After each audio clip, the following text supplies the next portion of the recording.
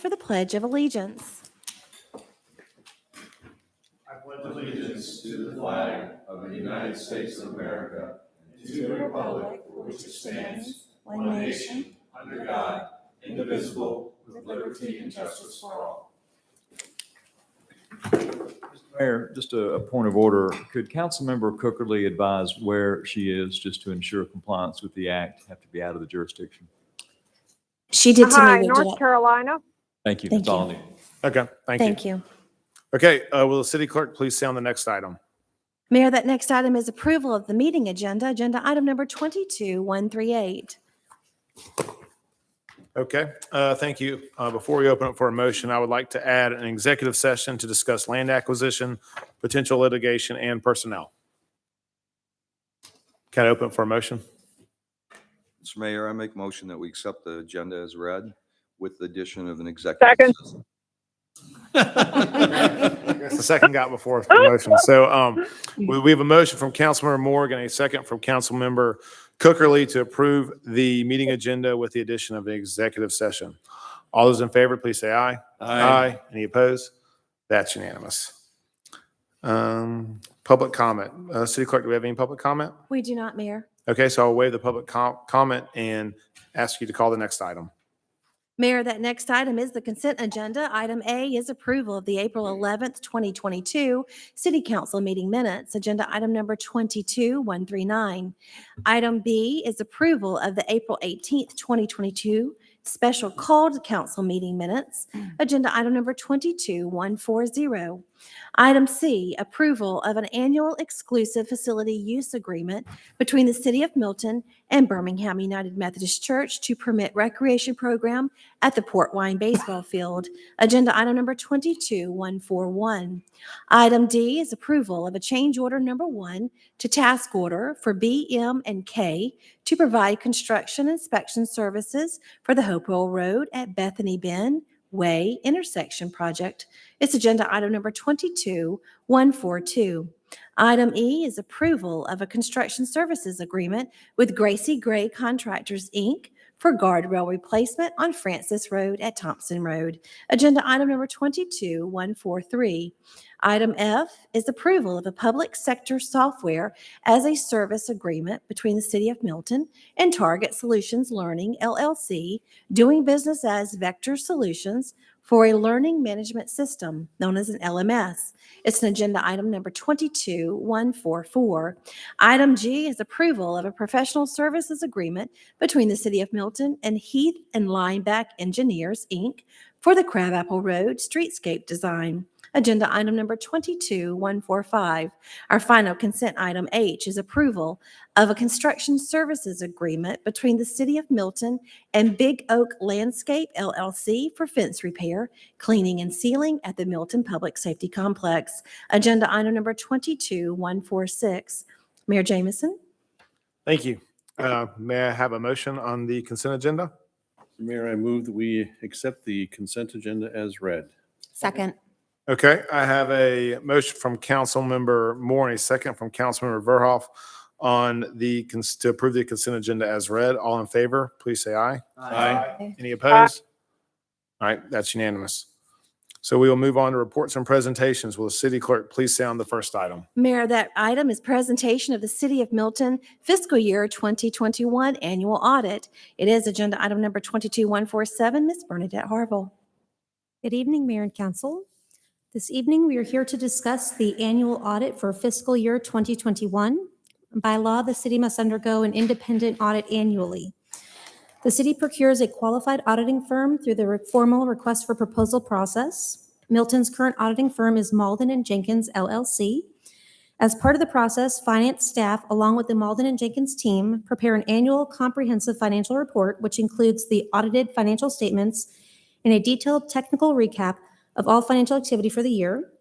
Milton has been successful in achieving the Government Finance Officers Association's Certificate of Achievement for Excellence in Financial Reporting for the past 13 years, and we anticipate that this year's report will qualify as well, and we have submitted that to the GFOA. Tonight, we have Mr. Adam Fraley, a partner with Malden & Jenkins and our team lead for the audit process, here to present the auditor's discussion and analysis as it relates to fiscal year 2021's audit.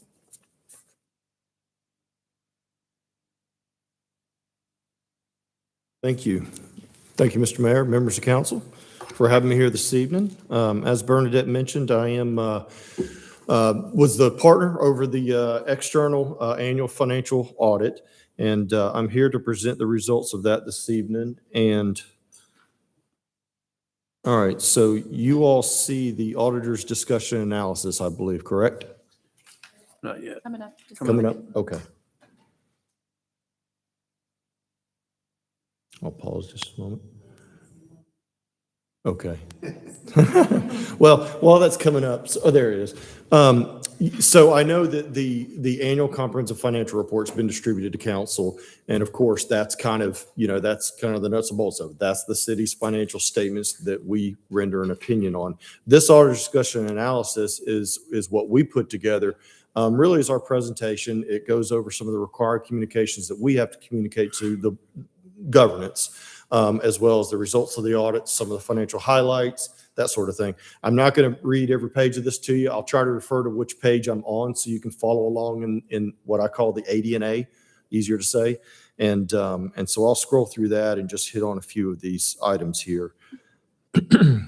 If you turn to page 2, so this is kind of a dashboard about Malden and Jenkins governmental practice. You see there that we provide over 120,000 hours a year to state and local governments.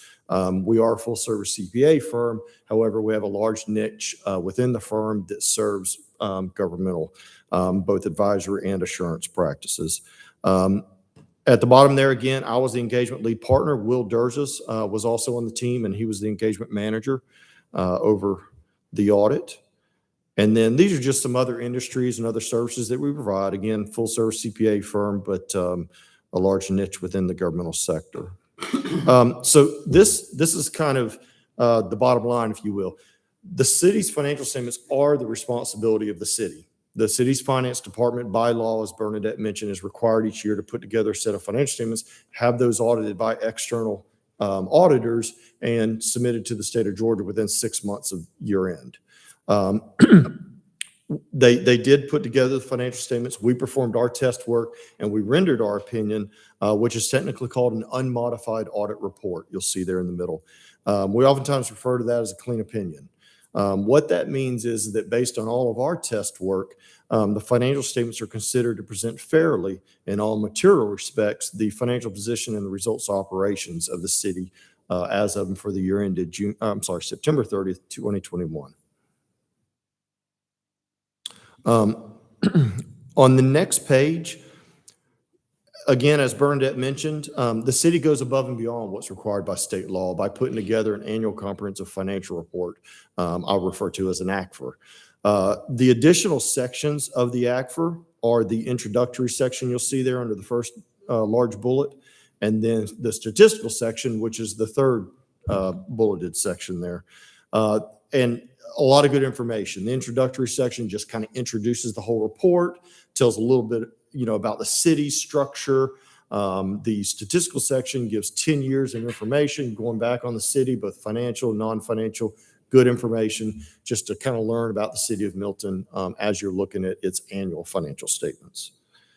And then on the next page, Bernadette is correct. The GFOA has awarded the city for several years now the Certificate for Excellence in Financial Reporting. That's kind of the highest level of reporting certificate that you can get in preparing an ACFR, getting that. And so kudos to the city.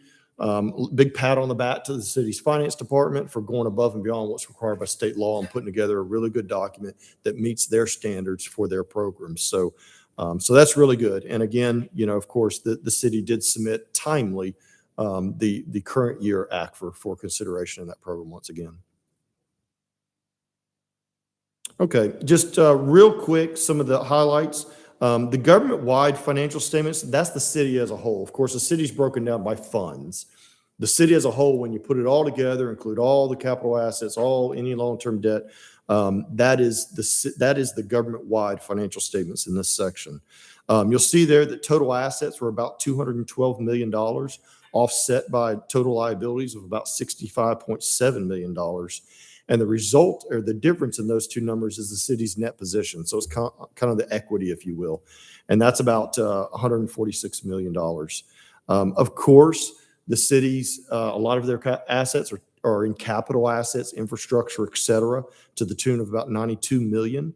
And then some other restricted net position by either enabling legislation or outside parties, reducing that further and leaving unrestricted net position at 29 million. You'll see there.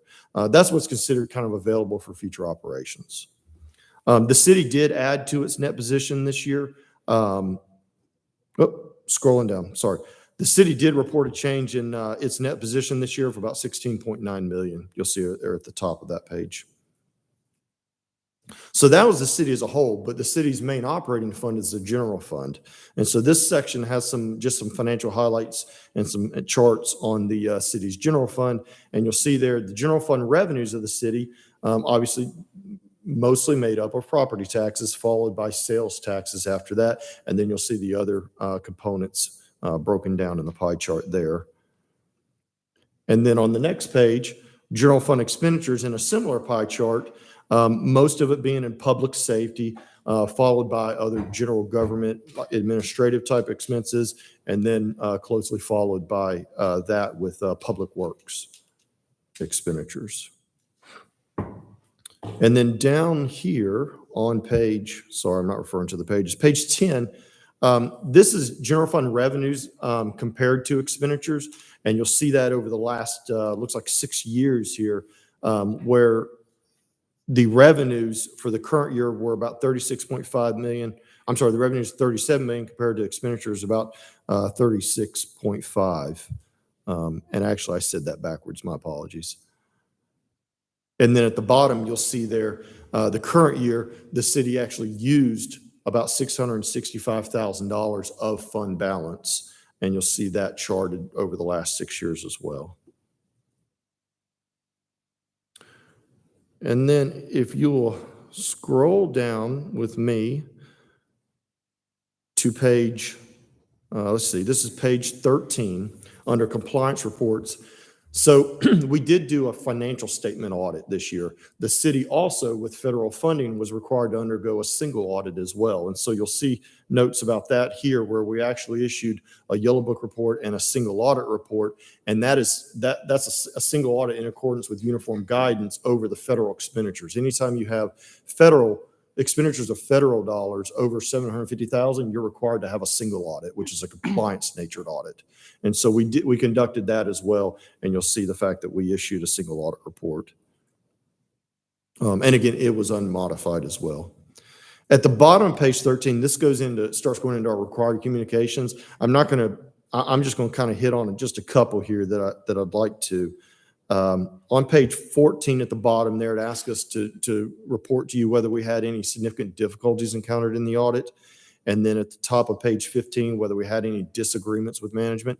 I'm happy to report that we didn't have any such disagreements or problems of that nature, through the audit process. Bernadette, the whole finance department, even those outside of finance that we needed to obtain information from to do our audit work, were completely forthcoming, timely with everything, and it went real smooth. So certainly we certainly do appreciate that by the city's personnel. We didn't have any significant issues. We did have some audit adjustments. Those were delivered and reviewed with management. They have been posted to the city's general ledger accounting system, and also have been reflected in the annual comprehensive financial report to, again, ensure that it is fairly presented. Those are included as an attachment to this document. So, the details are back there. And then we did not have anything that under our standards required us to report as a finding. A finding is something under auditing standards that is an internal control deficiency that raises to the level of either a significant deficiency or a material weakness. And we did not have any such items like that. So we're happy to report. And these days, with those definitions under the auditing standards, the bar is pretty low. So, kudos again. Because a lot of times just simple oopses when you're dealing with a budget the size of the city of Milton, it's easy to kind of have an oops where a correction may need to be made in the financials, and no such things were uncovered through the audit process. So happy to report that. The rest of the document here, starting on page 16 under the GASB title there, the rest of this document is new GASB standards coming out. GASB is the accounting standard setting body for local governments. And you can see here, there's a lot of new standards coming out. GASB 87 being the biggest and the one that's going to be for next year that I know the city's been working on and certainly takes quite a bit of legwork to make sure that that's implemented correctly. But, really just to keep the council, finance, everybody ahead of the curve on those requirements. But that's the rest of the document. So that is what I wanted to cover in my presentation. I'd be happy to answer any questions that you may have. Any questions? Sounds good. Thank you. All right. Bernadette, do you have anything? Is that it? Perfect. Thank you. Thank you. Okay, so we'll move on to first presentations. Will the city clerk please sound the items? Mayor, those items is RZ 2201. It's consideration of a text amendment to Article 19, Crabapple Form-Based Code, Article 6.1, definitions to define outdoor auditorium, agenda item number 22148. Item B is RZ 2202. It's consideration of a text amendment to Article 20, Deerfield Form-Based Code, Article 6.1, definitions to define outdoor auditorium, agenda item number 22149. Mayor? Thank you. I'd like to open it for a motion to approve the first presentation items. Mr. Mayor, I make a motion that we approve the first presentation items as presented. Second? Okay, I have a motion from Councilmember Moore and a second from Councilmember Johnson to approve the first presentation items as read. All in favor, please say aye. Aye. Any opposed? Okay, that's unanimous. So we have no items under public hearing or zoning agenda. We will move on to unfinished business. Will the city clerk please sound the first item? Mayor, that item is consideration of an ordinance to amend Chapter 2, Article 5, to add a new Division 8 Milton Trails Advisory Committee. Agenda item number 22127. It was first presented at the April 11th, 2022 regular council meeting. Tonight presenting is Ms. Sarah Leaders, our Public Works Director.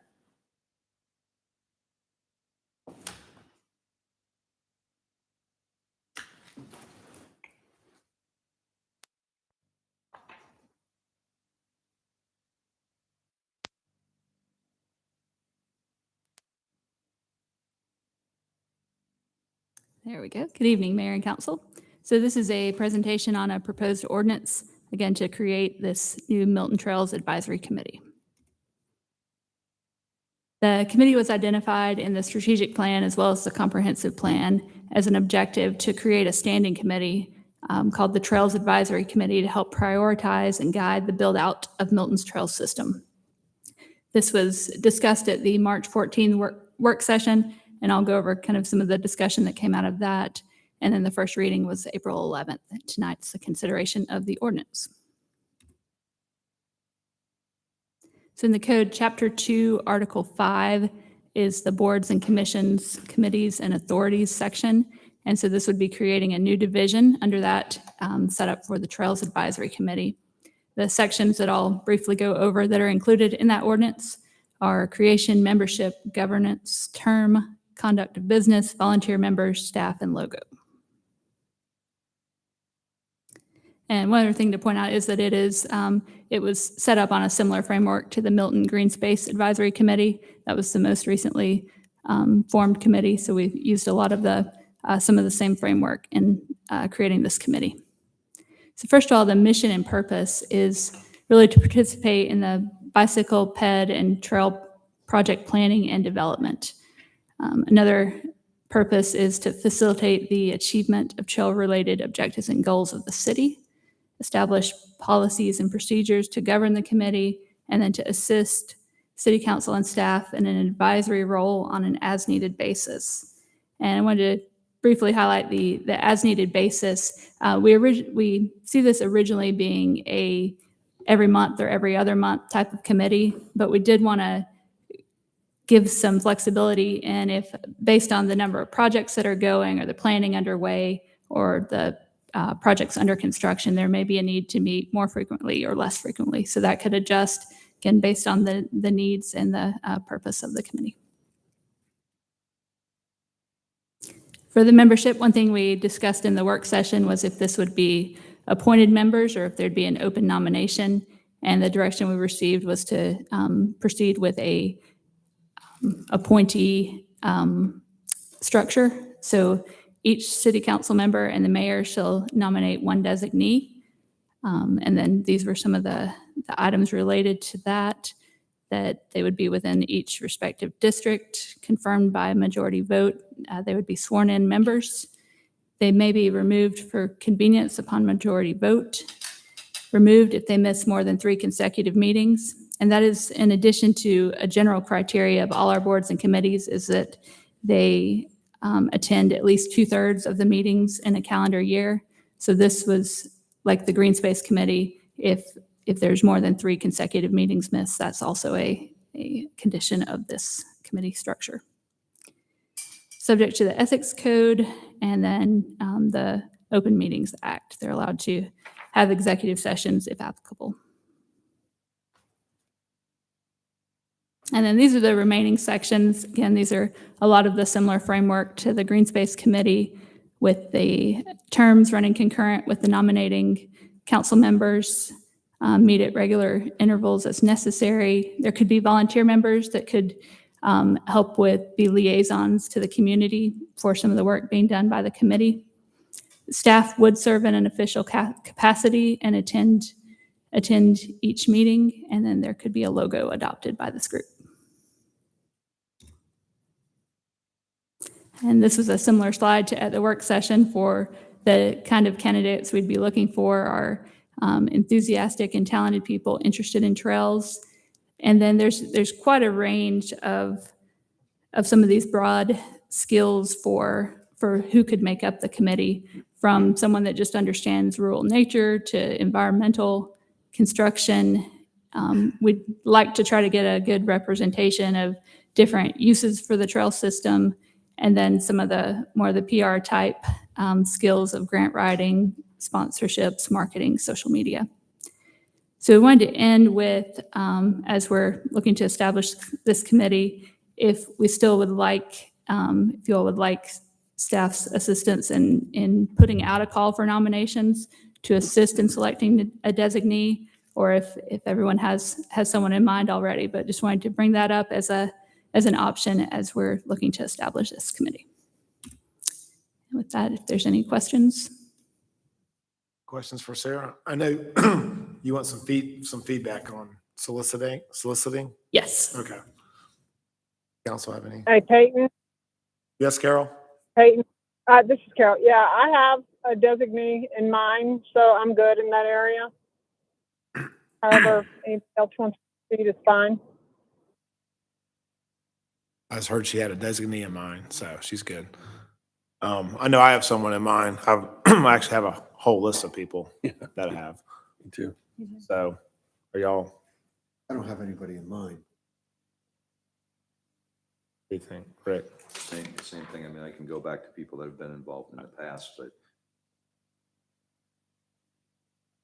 Okay. Would you like the city to, I don't see the need. okay. We didn't- I'm saying if we're that. not doing it across all Yeah, all districts. the person doesn't have to be from your district.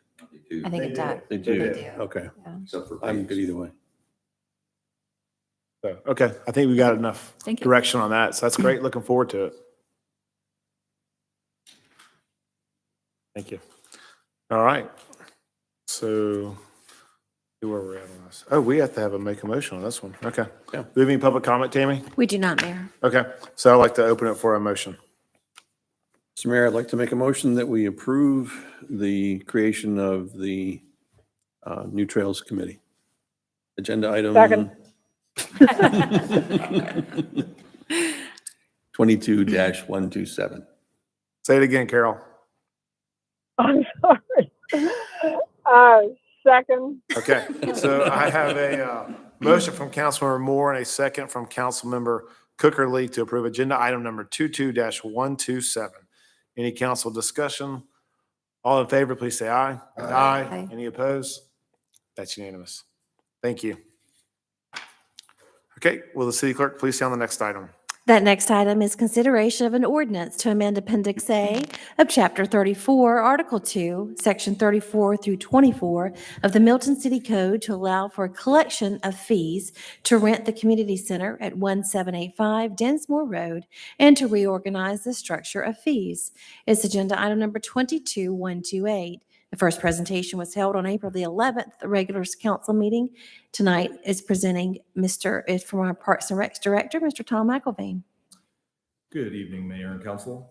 What I have for you this evening is a consideration of some additions and changes to Appendix A of Chapter 34. The first piece is pertaining to the rental of the community center at the former Milton Country Club at 1785 Dinsmore Road. And then the second piece is just a housekeeping reorganization of the whole Section 34 of Appendix A, and I'll get into that at the end here.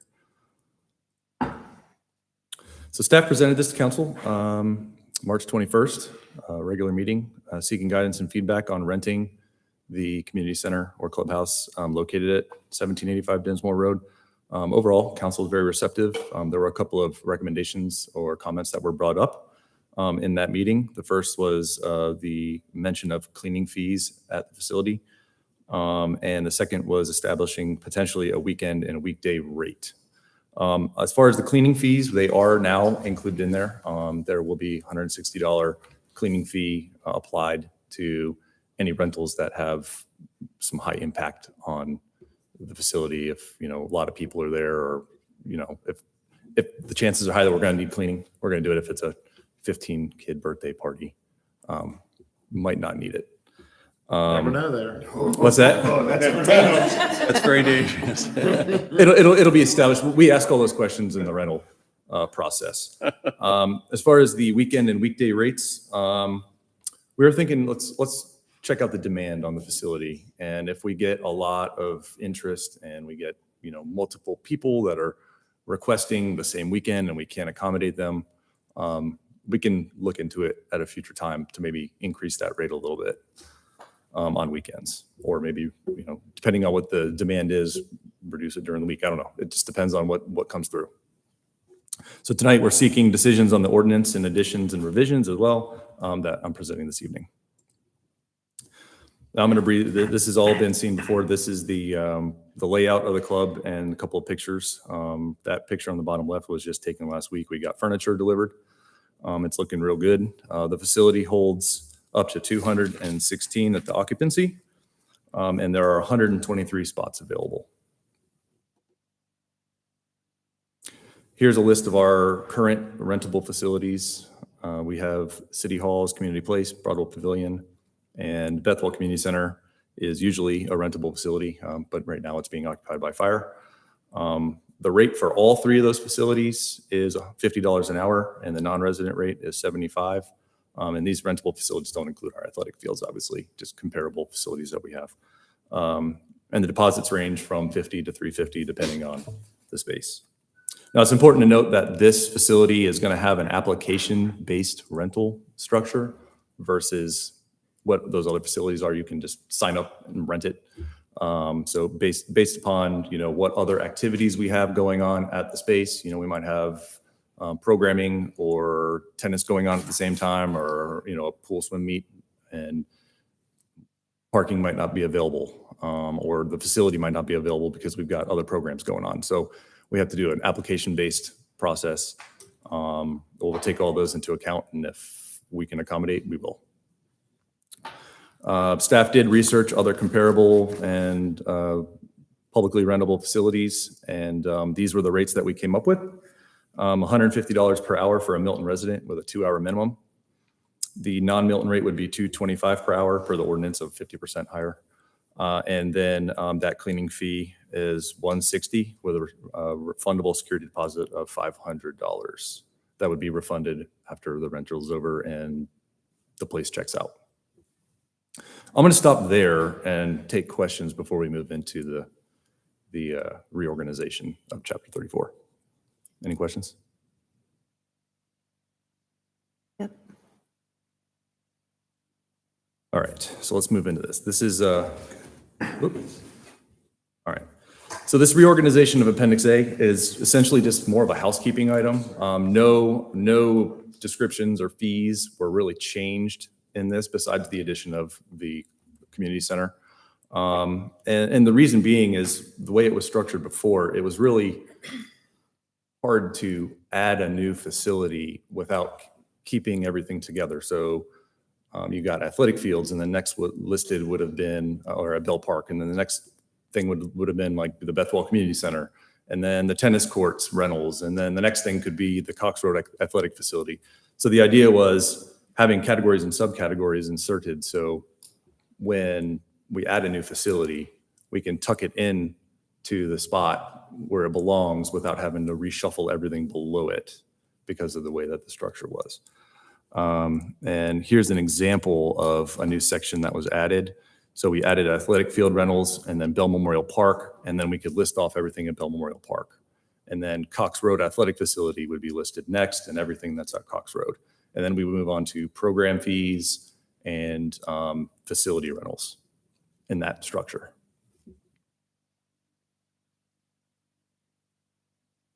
Any questions? It's awesome. Thanks. Shocked you don't have any questions, aren't you? They're all good. Good. Thanks, Tom. Appreciate it. Thanks. Okay. Now do we have to- Yeah, I know. I just think, any public comment? No, Mayor, there's none. Okay. I'd like to open for a motion. Mayor, I'll make a motion that we accept or approve agenda item number 22-12A. Second? Okay, I have a motion from Councilmember Morgan and a second from Councilmember Moore to approve agenda item number 22-128. Any council discussion? All in favor, please say aye. Aye. Any opposed? That's unanimous. Thanks, Tom. Okay, so there are no new business items. I'll just move on to mayor and council reports. We had a great weekend opening up the former Milton Country Clubs. Fantastic, great addition to the community. And I was able to give a proclamation to Miss Westbrook, who turned 100. So good stuff. So yeah, fun. Y'all have anything? Just call out one of our illustrious team members. I was conflicted with what two places to have to be on Saturday. And Anita Jupin, once again, has just proven that she's a real asset to the city. She took it upon herself to volunteer to send me pictures to keep me abreast of what was going on. And I got a chance to celebrate from afar the success of what it was. It's just Anita, once again, just doing a fantastic job above and beyond the call of duty. Cool. Paul? My only comments are, I thought it was great. The Earth Day, it was good to have Earth Day again. And then we actually had some new things that were put in place, which I thought was great. And that it was a steady flow. It wasn't like everybody landed at the same time, but people continued to come right up towards the end. So it was good, well attended. Staff did a good job, and the facility was awesome. Fantastic. Okay, so we'll move on to staff reports. Miss Bernadette? Wait, could I give a quick? No, we can't hear you. Huh? What? Can you hear me at all? Yes. Yes. Okay, so I was particularly proud once again in our audit report because timely and accurate reports is a big deal. And for the time that I've served, we have been nothing but timely and accurate. And that's a big deal. So a tip of the hat and more to Bernadette and team, because it is a team effort. And I'm very proud of you for that. Very, very proud of you. Proud of you all. Thank you, Councilmember Cook-Hurley. Did you hear me? That Oh, means yeah, a I lot. can hear you Thank fine. you. I have more exciting news on that front to share with you.